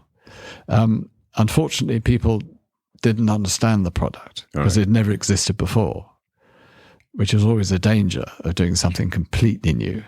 It's very risky. Sometimes they catch on or sometimes they don't. So I'd rather improve on an existing product than go to something completely new. This was a mistake probably you did. And it's a mistake and people didn't understand it. It was our fault for not explaining, but it's quite difficult to explain. Is your vacuum robot better than the other ones with the camera and everything? Does it work better? Yeah. Oh, yes. Yeah, it does. Yeah, because it's some of them use LiDAR. Yeah. Which only works at a particular height. So it's a very cheap way of doing it. But it doesn't really know where it is. and we know where we are. We know you can put it into a different room and it understands the room and learns it. Yeah, it has memory. Yes, it has memory, but it doesn't need it. All right. Because actually, it can just, if you move the furniture around, the memory isn't much good. Yeah, if I move around also. The memory. Always, if you move around, exactly, or the dog does. Dog goes to sleep in a funny place it doesn't normally go to sleep in. So, so that was, it took us a long time to develop that technology. All right. But all these things work better with better motors, more efficient motors, and better batteries. Obviously. So we're developing new battery technology, which is quite a difficult thing to do. Batteries, insanely difficult, right? Yeah. Most of the manufacturer buy batteries. Oh, yeah. Yes, we all do. The very few people who make batteries and make products. But that's what we intend to do. And if you take like headphones, you're competing with Apple, for example. And Apple is known as doing, or at least trying to do the best products in the category, right? How better are you, or what are the differences with an Apple product? Or well, we have 8 microphones, so we think our anti-noise is better. Mm-hmm. We've got 55 hours battery life, which they don't have. Right. And we think our sound is better, the bass sound, and because the idea with headphones is to get a sound that goes around your head, like a sort of rather than it going into your ears. Yeah, you have to feel as a natural place, like it has to be. Yes, as though it's a sort of ring around your head rather than direct into your ears. So we think they're better, but it's up to the public to decide. They have this technology that is quite cool, that when you turn your head, you can, if you were watching a football game or something like a soccer game, you'll have the screen that stays here on the left, right? I don't know if you can do that without being connected to their products, but yeah.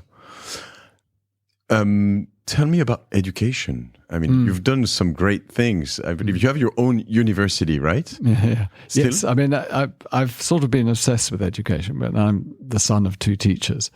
That's right. And I was very fortunate because my father died when I was 9, and the school allowed me to stay on because it's a fee-paying school. All right. Free. So I'm very grateful to the school and associated with it now. I realized that at the beginning, when I started the business, and if I had my way, we'd now only employ graduates because they have no fear. They're pioneering. They have great enthusiasm, and they haven't been taught a different way of doing things by somebody else. So I've always liked that, and that caused me to be very. That must cause many traumas when they go out of your place, right? If they're taught in your university and then they work at Dyson, when they go in the real world, it must be tough, right? Well, no, I'd say the opposite. You see, right. I'd say the opposite because when they arrive. I'll just finish the story. Yeah, I've always been interested in education and supported Cambridge University and Imperial College, a number of other universities, with building buildings for them and things like that, and encouraging students and giving grants and all that sort of thing. But I've always been very disappointed about the number of engineers that come out of British universities. It's very, very small. It's about half the number that come out of Philippine universities, for example. So it's a first world problem, not a third world problem. And I think it's because once you're rich, what's the point of getting involved in dirty things like engineering and manufacturing? We can do far cleaner things than that with our lives. So I'd say in France, being an engineer is France is different, and Germany is different. But in Japan, it's going the way of Britain. All right. Anyway, so I've always been involved with universities, trying to encourage engineering and talking about it, and encouraging engineering in school. The course in school is called Design and Technology, and we made a big patron of that and tried to encourage it. And I've gone to every new Secretary of State for Education in the government. As they're appointed, I immediately go and see them and say, there aren't enough engineers. What are you going to do about it? And of course, they've done nothing about it. And then I went to, when Boris Johnson's brother was made the Secretary of State for Education. So I went to see him, and he shouted back at me. He's a very mild man, but he shouted back at me, well, do your own university then. Stop complaining and do your own university. I said, I can't. And he said, I'm passing a new bill, a law, through Parliament, which will enable people to start new universities. Nice. So after about a minute of talking to him, I said, I'll do it, because I could immediately see the benefit of it.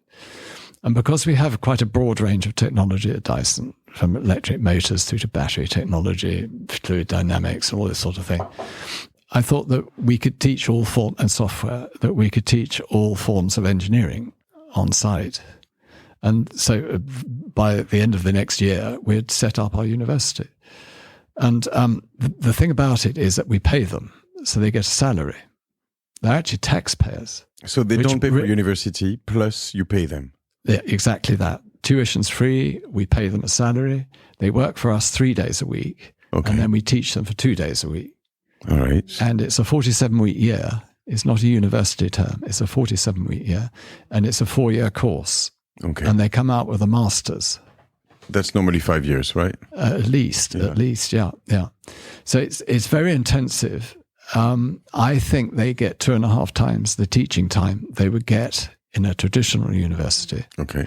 But better than that, 3 days a week, they're 47 weeks a year, they're working with our scientists and engineers who are practitioners, who are putting things into production. They're developing technology that has to work. How many students? We do about 45 each year. So we got about 180 in total.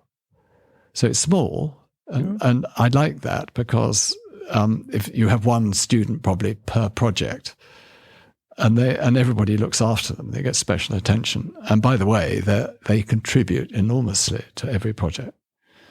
So they're not being taught by academics in university learning the theory. They're learning it from real practitioners, developing it themselves, taking part, finding patents where they're the inventor. It's really happening for them. And what we've discovered is that they're about 5 years ahead of a graduate that you recruit from another university. And how do you know that? I mean, it's just by what they're doing. Yeah. By the end of the 4 years, they can run a project. They've been with us for 4 years, working with us for 4 years. And they interestingly, they move up the company quicker, not because of favoritism, but because of their ability. Did you have some that went away after that have left Dyson?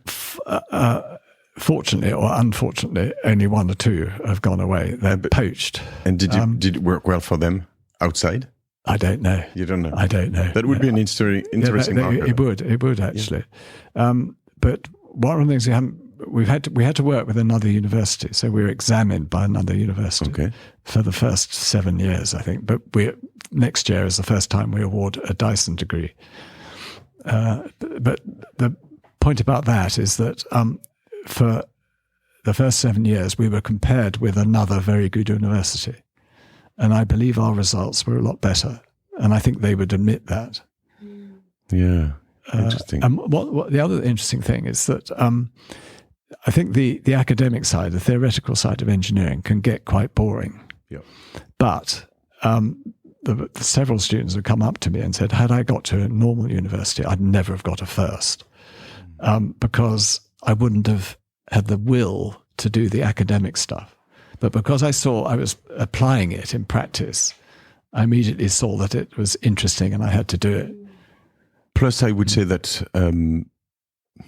my estimation, probably my take on traditional universities and schools more in general, is that they don't go fast enough with the world we're living in. Right? I mean, now you have to know how to use AI to create, I don't know, images, to code, to do all of those things. And in the recent years, if you were in, I don't know, communications and marketing, you had to understand social networks that most of the time your teachers wouldn't even use themselves, right? So it's the world is going so fast that you have to be into the real world to make it work, I believe. Well, it's a good point. And of course, they learn about manufacturing. And now we have engineering bases in Singapore, Malaysia, and the Philippines and China, so they can become international. That's which they really enjoy. Before I let you go, I have to have your take on design, because you introduced yourself as an engineer. I know you're a designer too. More than an entrepreneur, at least that's what I've read here and there. What's design? Because the products you release, you sell, are good looking, but I believe that's not what you mean by design, is it? No.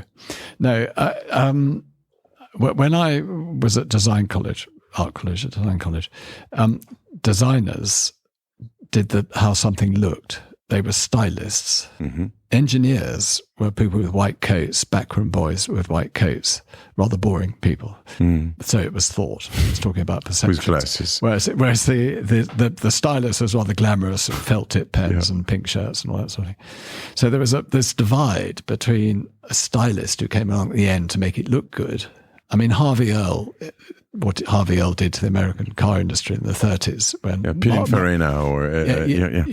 he's respectable, but they're respectable. Harvey Earl with all the flashy wings and lights, round lights and so on. That was a marketing ploy to help the thing sell. It said nothing about the engineering or the quality of the product or what the product was like to use. So my sort of click at college was that this was silly. And I was lucky because I was in the architecture department, and it was the time of Buckminster Fuller and Fry Otto with his cable structures. And Buckminster Fuller did these huge triadetic framed domes. And Norman Foster and Richard Rogers and a lot of the famous architects were just starting out. And their architecture wasn't about concrete walls and brick facades. It was about engineering, pure engineering. And I was taught actually structures by a structural engineer who worked for Foster and Rogers and involved in their structures. So I thought, well, wait a minute, buildings are becoming about their engineering, their structure, and displaying the structure, Pompidou Centre and so on. Wait a minute, products are the same, really. So the cars I admired at the time were Citroens and the Mini, because it wasn't about styling, it was about the engineering. And particularly in the case of the Mini, it expressed its engineering from the outside. So I said, products are the same, because I was watching my friends in the industrial design department doing the skins of a heater or a boiler or something. And I thought but what's that all about? There was a time when the engineer did the styling. Mm-hmm. In the Victorian era, the 18th, 19th century, the engineer did the styling, and look at all the good stuff. I thought, he didn't employ a stylist. He was the engineer who did it. Well, he wasn't an engineer, he was a manufacturer, but you know what I mean. He had the vision. So I said, this is wrong. The product should be designed by the engineer, and it should evolve from its function, what it does, and it should express its function. So that's my take on design. But there's no reason why a piece of engineering shouldn't be beautiful. Yeah. But a black box, as a lot of products have been designed from about the 60s through to 2000, they're not interesting. They're just a black box. So a product needs to excite you and express what it does. And that's why that sort of camera is more interesting than a square box camera, because you can see it's a functional object. Yeah. It's got the switch, the button at a certain convenient angle. It's got its lens. It's got the lens cover. It's. I want to see how it works. I don't want it to be hidden. Yeah, it's true. It made me think about two things, actually. One is that one guy, probably at least one, prior to you who thought about this. It blew to my face when I was listening to you. That's Da Vinci, actually. Leonardo da Vinci. Have you seen his bridges, the way he thought about bridges? I saw that just this week. I had never heard about his bridges. So the way he made bridges was just to make wood pieces just collapse like this, and then he would assemble some of this, and then the more you would put weight, the more solid it compresses. Yeah, it would become. Yeah, and I was like, and this guy was able to do to paint also Mona Lisa, and I mean, wow, this guy was incredible. And I think it was about design and functionalities, right, and engineering. Yes, and I mean, you're very good in France because you really understand engineers and value and look up to engineers. That's not true in a lot of other countries. The United States and Britain, that's absolutely not true. You know, an engineer is an unexciting person in a white coat in the back room. You know, but so anyway, what I realized was that, and also design isn't just about how it works. It's the technology it uses, what it's like to use, how long it lasts. It's the quality of it. It's so many things other than just the skin. And designers were then being used to just do the skin.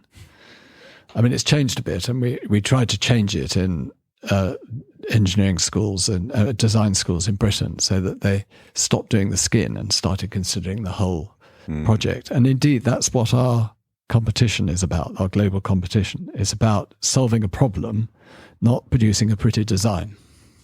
Have you ever heard about this guy called Jean-Claude Biver? No? He's very famous in the watch industry. Do you like watches or... Not particularly. Okay. That's interesting. You would love it if you would go into this world. Have you ever? I've got a very practical watch, which is Swatch. No. It's I did have swatches at the time, but it's a solar watch. All right. So I never have to buy a battery. That's why I got it. Have you ever visited a watch manufacturer in Switzerland? No. Oh man, I can arrange that if you want. I'd love to do that actually. So this guy, Jean-Claude Biver, came to this podcast, and I think what's interesting in some of those universes, poetry. Can we say this? Yes, poetry? yes, yeah. And so he explained to me that in his watches he would polish and create gold screws. Yes. And I said, okay, but it's because you can see them. He said, no, they're inside the watch. Nobody can see them. And I said, but why do you use that? Do you do that? It's just because people will see them later on. I mean, people will open them, and it's the whole object that counts. It's not just what you see. I completely agree with that. Yeah, and I was like, I love this. Yeah, no, it's no one ever sees this motor.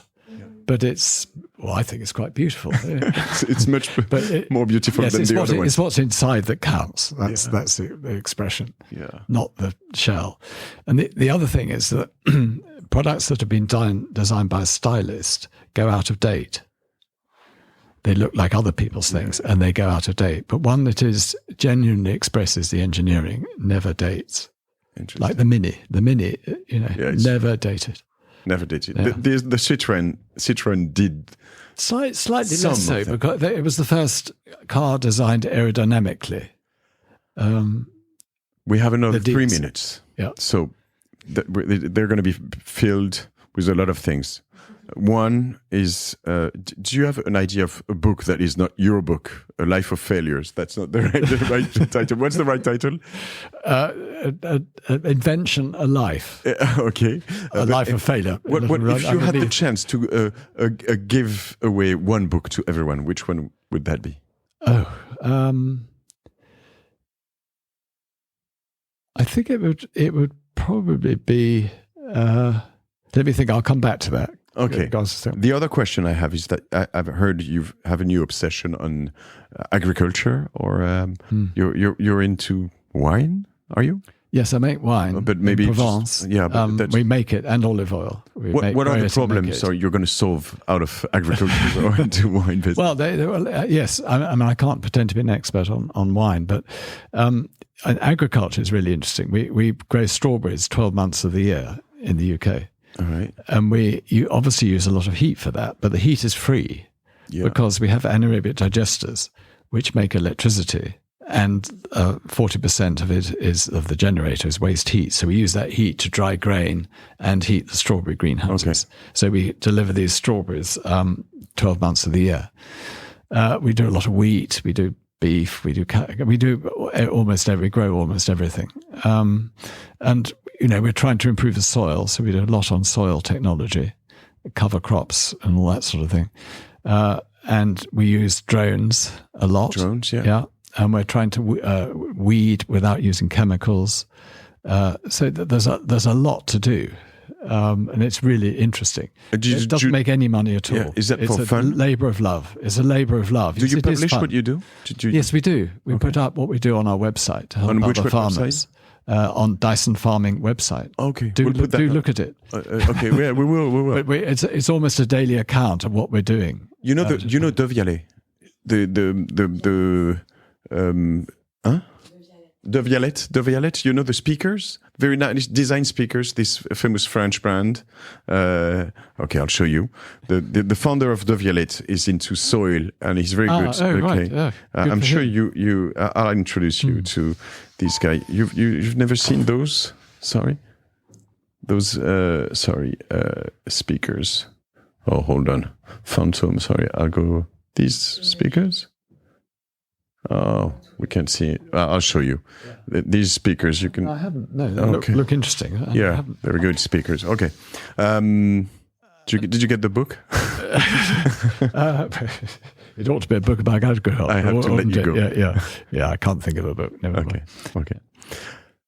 Sir James Dyson, thank you very much for your time. It was amazing. Well, thank you. I learned a lot from you. Thank you very much indeed. Plus, we'll use new headphones because I told Sophie if you let those headphones into that studio, they're never leaving this studio, right? So that's a braquage, right? As we say.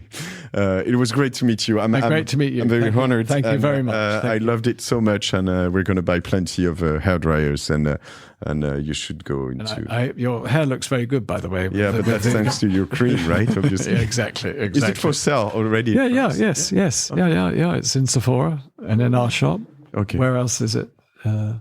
You have a Dyson shop in Paris, right? Yes, it's by the opera. Yeah, okay, by the opera, just opposite the opera. In fact, we've got tunnels underneath that go into the opera. Right. And there's a lake underneath that and a subway. Is a subway and a lake. I normally ask for a coupon to my guest. Can you get a coupon for us? Oh, yeah, we'll do a special because Sophie will write you a coupon. Okay. And I'll sign it. I'll sign it. Do it. Okay, great. We'll have a coupon. Okay, great. Very thank good. you, James. Okay, thank you, Sophie. It was amazing. See you guys. Thank you, Clémence. Allez, bye-bye. Hey, well done. You've listened to this episode of Génération Do It Yourself all the way through. Please share it with people around you and force your friends to subscribe to the podcast on their smartphone. Give it also a 5-star rating and a nice comment on Apple Podcasts. That would help me to stand out of the crowd. I am Matthieu Stefani. Bisous.